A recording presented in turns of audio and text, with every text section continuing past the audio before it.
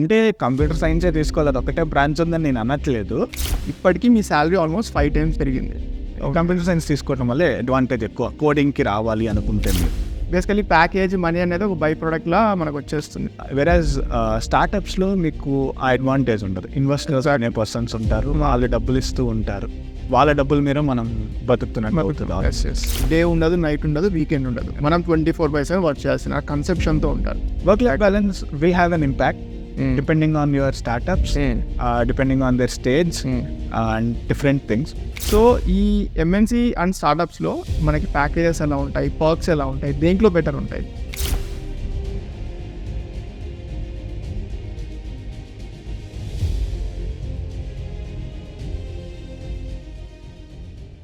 So hi guys, welcome to the Gautam show podcast. సో ఈరోజు మనకి ఎపిసోడ్లో మనం అన్వేష్ అనే పర్సన్తో ఉన్నాం. సో అతను యాక్చువల్లీ మేమిద్దరు ఒకటే కాలేజ్ నుంచి గ్రాడ్యుయేషన్ చేశాము. అండ్ ఇతని స్పెషాలిటీ ఏంటంటే ఇతనుకున్న 4 years ఆఫ్ ఎక్స్పీరియన్స్లో ఫస్ట్ 2 years ఒక ఎంఎన్సీ కంపెనీలో వర్క్ చేశారు అండ్ లాస్ట్ 2 years ఒక స్టార్టప్లో వర్క్ చేశారు. సో అందుకే ఈ పాడ్కాస్ట్ యొక్క హోల్ టాపిక్ ఏంటంటే ఎంఎన్సీస్ వర్సెస్ స్టార్టప్స్ అని పెట్టారు. సో మీ ఈ 4 years జర్నీలో సో ఫస్ట్ మీరు ఏ కంపెనీలో వర్క్ చేశారు, ఆ తర్వాత ఏ స్టార్టప్లో వర్క్ చేస్తున్నారు, అసలు వీటి మధ్య ఎలా ట్రాన్సిషన్ జరిగింది? Hi Gautam. So hi everyone. So నా పేరు అన్వేష్, నేను ఆంధ్ర నుంచి, ప్రిసైజ్లీ నెల్లూరు డిస్ట్రిక్ట్లో. సో నా స్కూలింగ్ మొత్తం ఆంధ్రాలోనే అయింది. తర్వాత బీటెక్కి బెంగళూరు రావడం జరిగింది 2016లో. అక్కడే గౌతమ్ నా ఫ్రెండ్. 2016లో బెంగళూరులో ఎంఎస్ రామయ్య అనే కాలేజీలో కంప్యూటర్ సైన్స్లో జాయిన్ అయ్యాను నేను. అండ్ 2020లో ఐ థింక్ 4th yearలో నాకు ఎంఎన్సీలో ప్లేస్మెంట్ అయింది. ఓకే, ఫినెస్ట్రా అనే కంపెనీలో. అక్కడ ప్లేస్మెంట్ అయ్యి 4th year 2nd semలో అక్కడే ఇంటర్న్షిప్ క్యూఏ రోల్లో చేశాను అరౌండ్ 7 months 6 months. అది అయిపోయిన తర్వాత ఫుల్ టైమ్గా యాజ్ ఎ డెవలపర్ జాయిన్ అయ్యాను అదే కంపెనీ. ఓకే, వాళ్ళు డెవలపర్గా తీసుకున్నారు నన్ను ఫ్రంట్ ఎండ్ రోల్లో. సో అక్కడ ఒక 2 years వర్క్ చేసి, ఆ 2 years వర్క్ చేసిన తర్వాత మళ్ళీ జాబ్ షిఫ్ట్ ట్రై చేసి I move to a startup called సైవేర్.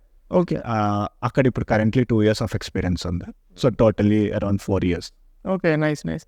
But మీ హిస్టరీ చూసుకుంటే నాకు యాక్చువల్లీ 2 things ఇంట్రెస్టింగ్ అనిపించాయి. ఒకటి వచ్చేసి ద వే బ్యాక్ 2016లోనే మీరు కంప్యూటర్ సైన్స్ ఆప్ట్ చేసుకున్నారు. ఇంకోటి ఏంటంటే మీరు ఒక ఎంఎన్సీలో క్యూఏగా జాయిన్ అయ్యి తర్వాత ఫ్రంట్ ఎండ్కి షిఫ్ట్ అయ్యారు.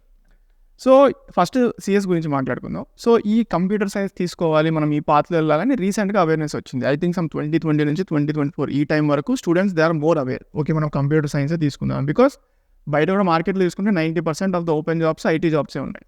బట్ మీరు వచ్చేసి 2016లోనే కంప్యూటర్ సైన్స్ తీసుకున్నారు. సో హౌ, అంటే అప్పుడు మీకు అవేర్నెస్ ఎలా వచ్చింది, ఎవరైనా గైడ్ చేశారా? So how is it? So అందరికీ ఒక మిస్కన్సెప్షన్ ఉంది. అదేంటంటే ఈసీఈ తీసుకుంటే సాఫ్ట్వేర్కి వెళ్ళచ్చు, ఎలక్ట్రానిక్స్కి వెళ్ళచ్చు. ప్లీజ్ అది మాత్రం వదులుకోండి ఇఫ్ ఇన్ కేస్ మీరు ఇంకా బీటెక్లో జాయిన్ అవ్వలేదు అనుకుంటే. ఎందుకంటే ఇదే సేమ్ కన్సెప్షన్ మా ఫాదరే చెప్పారు నాకు, అలా చేయొచ్చు అని. అది వే బ్యాక్ అప్పుడు కంప్యూటర్ సైన్స్ అనే ఫీల్డ్ లేకపోవటం వల్ల ఈసీఈలో ఉన్న వాళ్ళు కంప్యూటర్ సైన్స్కి వెళ్ళారు. కరెక్ట్. సో అది అప్పుడు సిచ్యువేషన్, ఇప్పుడు అలా లేదు. సో అది లక్కీని మాకు తెలిసిన ఒక అంకుల్ నాకు ఎక్స్ప్లెయిన్ చేశారు. మీరు ఈసీఈకి వెళ్తే ఎలక్ట్రానిక్స్ సబ్జెక్ట్స్ ఎక్కువ ఉంటాయి, ఎగ్జాక్ట్లీ డిఫికల్ట్ అని. అండ్ ఆయన అప్పుడే చెప్పారు, నువ్వు కాలేజ్ కోసం ఇంపార్టెన్స్ ఇవ్వకు, సిఎస్సి రోల్ కోసం ఎక్కువ ఇంపార్టెన్స్ ఇచ్చి సిఎస్ ఉన్న కాలేజ్కి వెళ్ళడానికి ట్రై చేయాలి. సో అది చాలా అడ్వాంటేజ్ అయింది, ఎందుకంటే నాకు బిఎంఎస్ అనే కాలేజ్లో ఈసీఈ వచ్చింది. బిఎంఎస్ అనేది ఎంఎస్ రామయ్య కంటే కంపారిటివ్లీ కొంచెం బెటర్ కాలేజ్ బెంగళూరులో. సో మా ఫాదర్ మా పేరెంట్స్ అక్కడికి వెళ్ళమన్న కోరిక ఏంటంటే ఆ కాలేజ్ బెటర్ అని. బట్ నేను కంప్యూటర్ సైన్స్ కావాలి అని ఎంఎస్ రామయ్య. సో కాలేజ్ తక్కువైనా పర్లేదు, యూ వాంట్ కంప్యూటర్ సైన్స్ అన్న ఒక మైండ్ సెట్తో ముందుకెళ్ళావు. ఎస్. Okay, nice. సో అది యాక్చువల్లీ అడ్వాంటేజ్ అయిందా నీకు? Yes, lot of advantage. ఎందుకంటే నాకు తెలిసినంత వరకు ఐ థింక్ అతను కూడా నా కాలేజే, అతనికి కూడా తెలిసి ఉంటుంది, నా ఫైనల్ ఇయర్లో 50% of the companies only computer సైన్స్కి వస్తాయి. ఎగ్జాక్ట్లీ.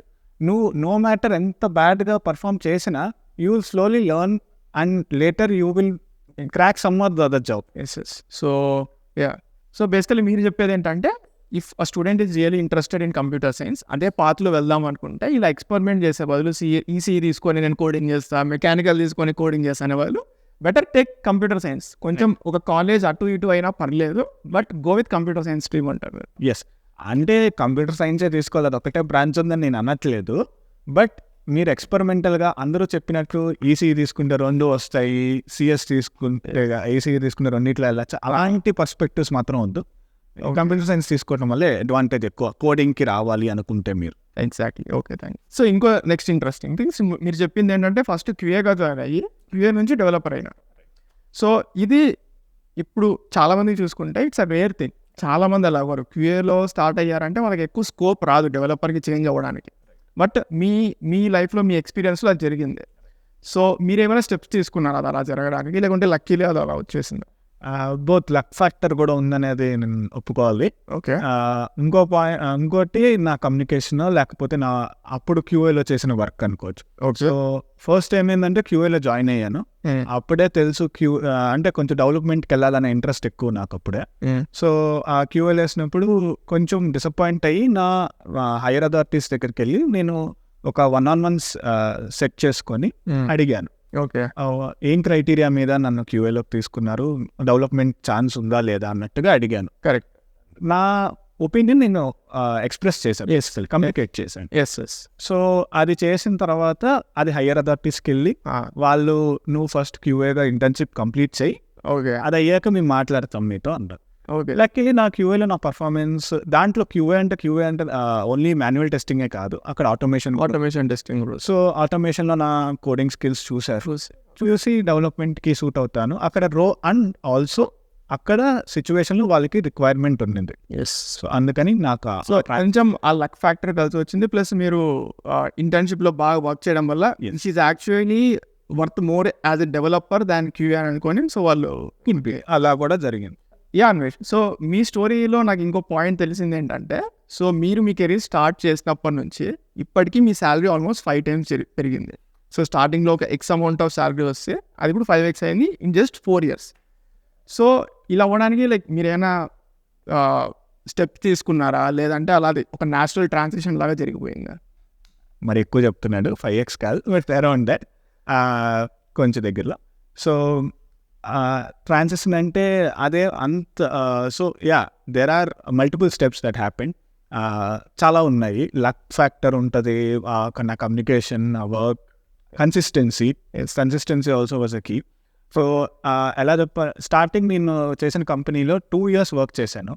2 yearsకి నాకు ఒక 50,000 పెరుగుంటుంది కంపేర్ చేసుకుంటే. నేను జాయిన్ అయినప్పుడు ఎక్స్ ఉంటే ఎక్స్ ప్లస్ 50,000 అయినా. సో అది చాలా డిసప్పాయింట్ అయ్యి నేను కంపెనీ మారాలి అనుకున్నాను. ప్లస్ నా స్కిల్ సెట్ కూడా ప్రాబ్లమెటిక్గా అయింది అప్పుడు ఎంఎన్సీలో ఉన్నప్పుడు. సో అక్కడి నుంచి మూవ్ అయ్యి ఏదైనా వేరే కంపెనీకి వెళ్దాం అన్నప్పుడు ఈ స్టార్టప్ ఆఫర్ వచ్చింది. వాళ్ళే డైరెక్ట్గా 2x అమౌంట్ ఇచ్చారు, around 2x amount. So fortunate they are, because అది అప్పుడున్న మార్కెట్ వాల్యూ వల్ల. సో అది అయ్యాక సేమ్ కంపెనీలో ఫస్ట్ ఇయర్ చేశాను. ఫస్ట్ ఇయర్ అయ్యాక కూడా గుడ్ అమౌంట్ ఆఫ్ హైక్ వచ్చింది, ఓకే, నో డౌట్. నా స్కిల్ సెట్ అట్లా కంటిన్యూ చేశాను. I was not disappointed. వచ్చింది హ్యాపీగా తీసుకున్నాను. Okay. It was not 1x increment. Okay, but ఏదో సమ్ పర్సెంటేజ్ చేసి ఒక నార్మల్ ఎంప్లాయీకి ఇచ్చేసారు. 30-40% వచ్చింది. ఓకే, పర్లేదు అనుకున్నా, బట్ డిసప్పాయింట్ అవ్వాల ఫస్ట్ ఆఫ్ ఆల్. అండ్ మెయిన్గా నేను ఆలోచించింది అక్కడ స్కిల్ సెట్ ఇంప్రూవ్ చేసుకోవాలని. Okay. And I kept working the same. ఎందుకంటే ఫస్ట్ 2 yearsలో కొంచెం ప్రాబ్లమ్స్ అయ్యి స్కిల్ సెట్ అంత ఇంప్రూవ్ అవ్వాలి. సో నెక్స్ట్ 2 yearsలో స్కిల్ సెట్ ఇంప్రూవ్ చేసుకోవాలనేది నా ఎయిమ్గా పెట్టుకోవాలి. I was improving it. So basically స్టార్టప్లో మీరు జర్నీ స్టార్ట్ చేసినప్పటి నుంచి you kept on trying to improve your skill set. Yes, నా స్కిల్ సెట్ ఇంప్రూవ్మెంట్ కూడా ఒక ఎక్స్పోనెన్షియల్ పాత్లో వెళ్ళింది. ఓకే.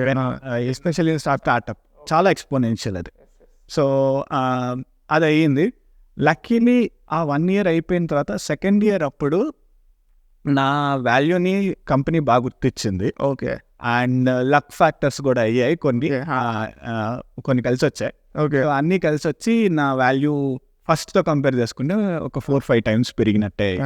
ఓకే. సో బట్ ఈ 2 yearsలో బట్ హార్డ్ వర్క్ అయితే బాగా చేయాల్సి వచ్చింది. ఎస్, నేను ఏ రోజు నా శాలరీ పెరిగిపోద్ది ఐటీకి నైట్, నా శాలరీ లేకపోతే పెరగలేదని ఫీల్ అయిపోయి డౌన్ గ్రేడ్ అయిపోయి నేను చేయకూడదు ఈ కంపెనీ ఎగ్జాక్ట్లీ అన్న ఆలోచన ఏ రోజు లేదు.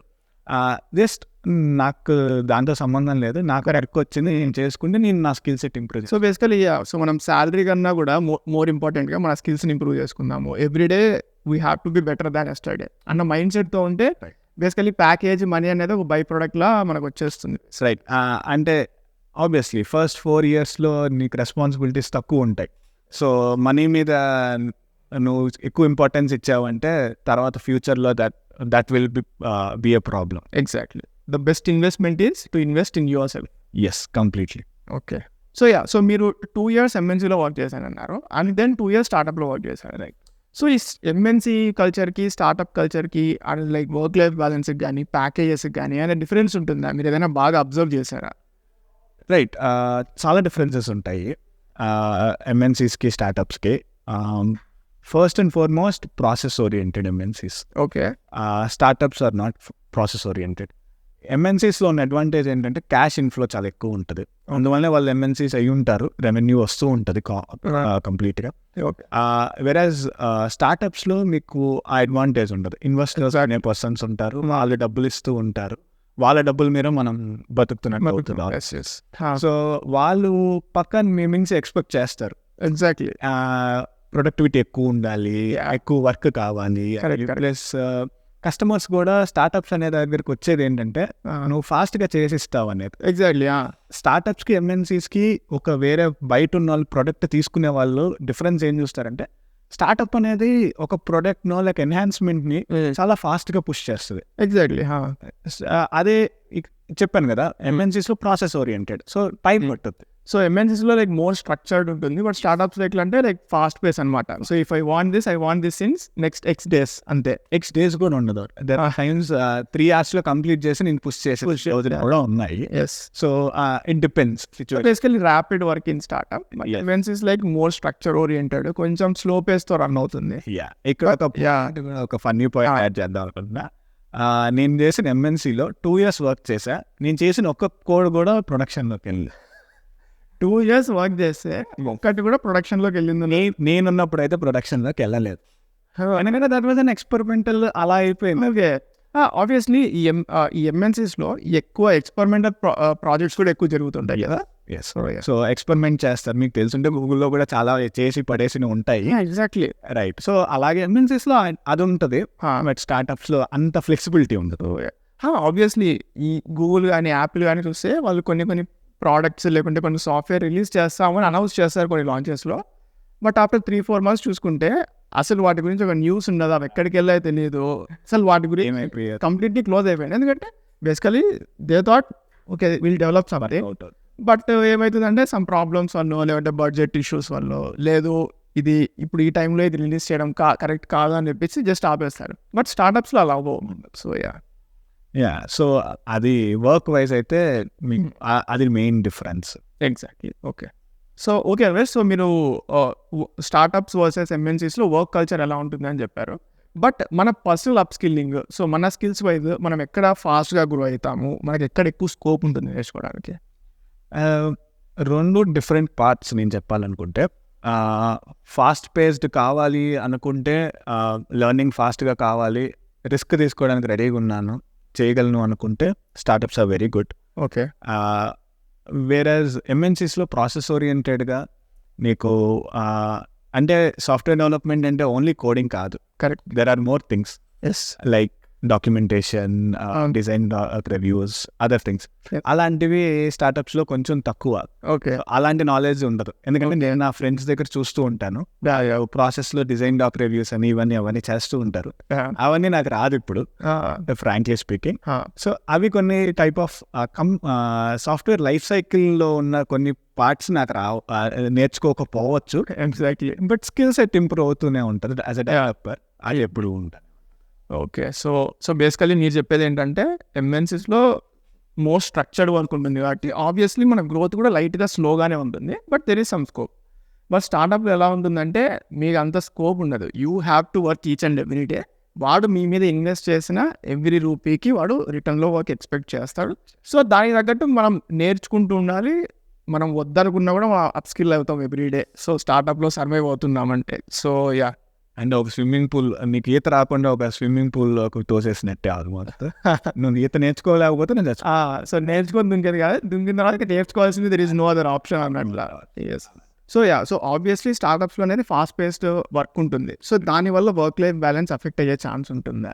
ఎందుకంటే చాలామంది ఫస్ట్ పాయింట్ ఇది ఆలోచిస్తారు, ఎంఎన్సీస్ అంటే మనకి వర్క్ వాంచేస్తారు, డే ఉండదు, నైట్ ఉండదు, వీకెండ్ ఉండదు, మనం 24/7 వర్క్ చేయాల్సిన కన్సెప్షన్తో ఉంటారు. So is it actually true?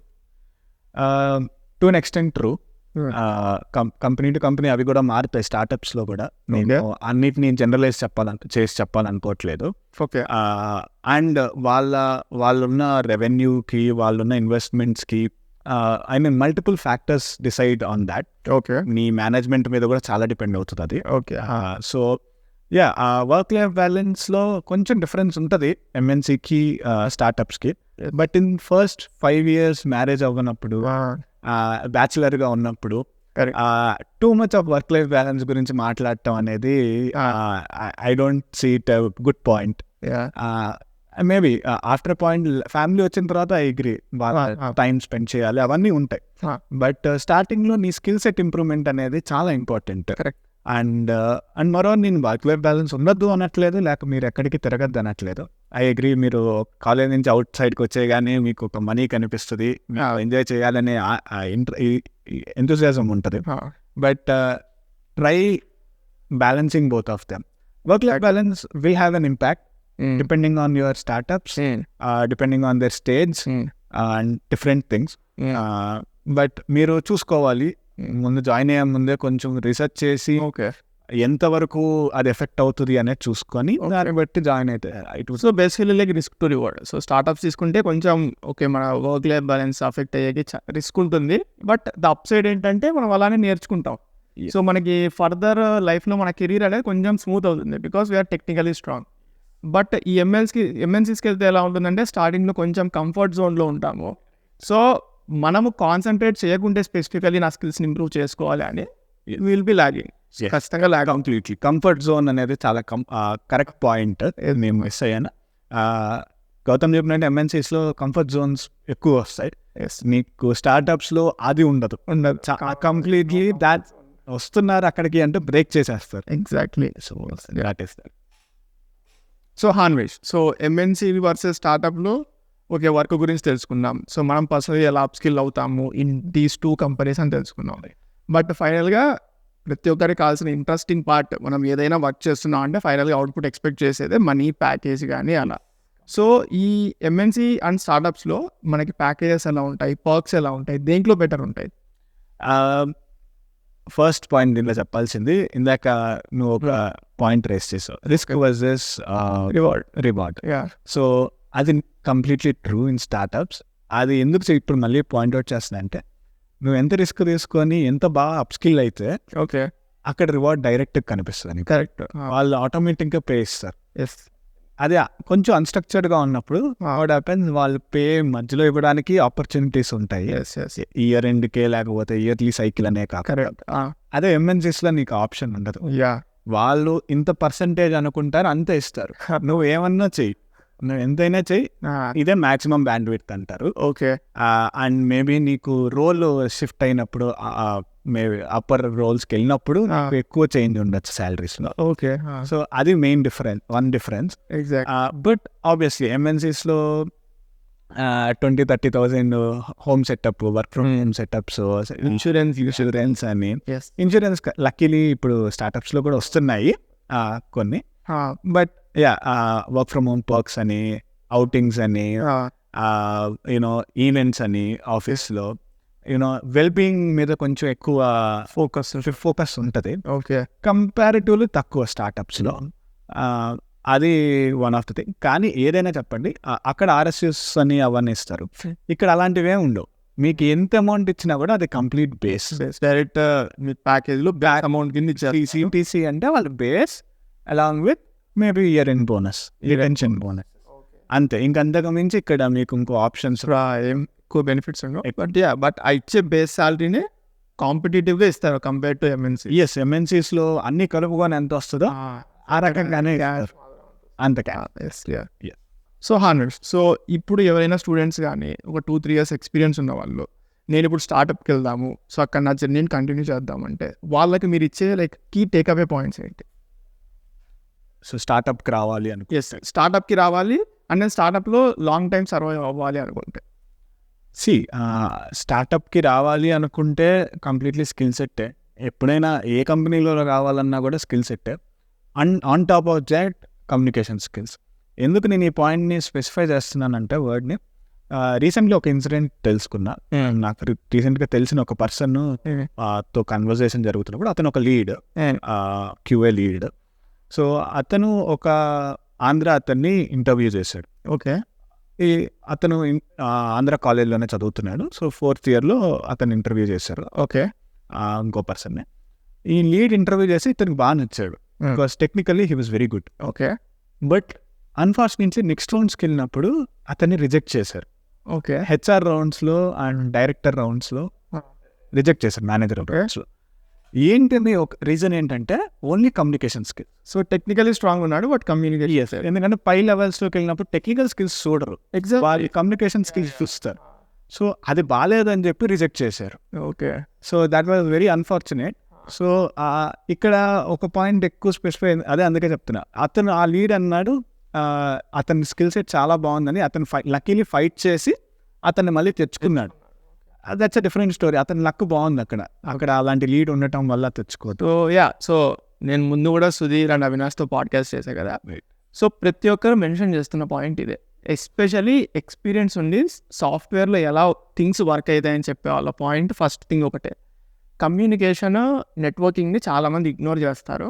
ఎందుకులే నేను కూర్చొని 1000 ప్రాబ్లమ్స్ డిఎస్సి నేను చేసేస్తాను 1 day అంటే ఇట్ డజంట్ మ్యాటర్. నీ మైండ్లో ఎన్ని థాట్స్ ఉన్నా కూడా నువ్వు ఆ ఇంటర్వ్యూలో వాటిని నువ్వు టేబుల్ మీద ప్రజెంట్ చేయాలి. అప్పుడే నువ్వు ఇంటర్వ్యూస్ క్లియర్ చేసి ఏ కంపెనీలోకైనా వెళ్ళగలవు. So so basically communication and networking is one of the most important things in software. Yes, and even ఒక జాయిన్ అవ్వడానికి అని చెప్పట్లేదు నేను, ఇంటర్నల్గా వెళ్ళాక కూడా. ఓకే, ఈ స్టార్టప్ అనేది చాలా ఫాస్ట్ పేస్డ్ అన్నాను కదా. సో అక్కడ ఎవరి పని వాళ్ళదే. కరెక్ట్. నువ్వు వెళ్ళి నీ మేనేజర్స్కో లేక వాళ్ళకో నేను ఇలా పని చేస్తున్నా, ఇంత పని చేస్తున్నా, ఈ ప్రాబ్లమ్స్ వచ్చాయి, ఈ ప్రాబ్లమ్స్ ఇలా సాల్వ్ చేశాను అని ఎక్స్ప్లెయిన్ చేయకపోతే వాళ్ళకి ఏం తెలియదు. నువ్వు చెప్పకపోతే వాళ్ళు ఏమనుకుంటున్నారు, నీకు ఒక పని ఇచ్చాను, ఆ పని నువ్వు చేయలేదు అంతే అనుకుంటారు. ఎందుకు పని చేయలేదు, ఏం ప్రాబ్లం వచ్చింది అనేది వాళ్ళకి తెలియదు, వాళ్ళు పరీక్షకోరు. నువ్వు ఏ రోజైతే వాళ్ళు వచ్చి నిన్ను అడగరు, డెడ్ లైన్ అయిపోయే టైంకి అడుగుతారు ఎందుకు అవ్వలేదని. ఎగ్జాంపుల్ నువ్వు అప్పుడు చెప్పావు అనుకో ఈ ప్రాబ్లం వచ్చిందని, నీకు ఒక రౌండ్ ఉంటుంది. ఎగ్జాక్ట్. సో కమ్యూనికేట్ చేస్తూ ఉన్నావు అనుకో, వాళ్ళు బ్రెయిన్ స్టార్మ్ చేసి నీకు ఒక ఐడియాస్ ఇచ్చి లేదు ఇలా సాల్వ్ చేద్దాము అనే ఐడియా కూడా ఇవ్వచ్చు. సో పర్స్పెక్టివ్స్ యాడ్ అవుతాయి, హెల్ప్ అవుతాయి.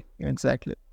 వెరీ నేను చెప్తున్నా కదా, ఇప్పటికి నేను మల్టిపుల్ పాడ్కాస్ట్ చేశాను కదా. సో ప్రతి ఒక్కరు చెప్పే this is one of the common point అనమాట. సో మన ఐడియాస్ని ఎక్స్పెక్ట్ చేయాలి, ప్రాపర్గా చెప్పాలి, ప్రాపర్ ఫీడ్బ్యాక్ తీసుకోవాలి. సో ఇవన్నీ సాఫ్ట్ స్కిల్స్ సెక్టర్ కిందకే వస్తాయి.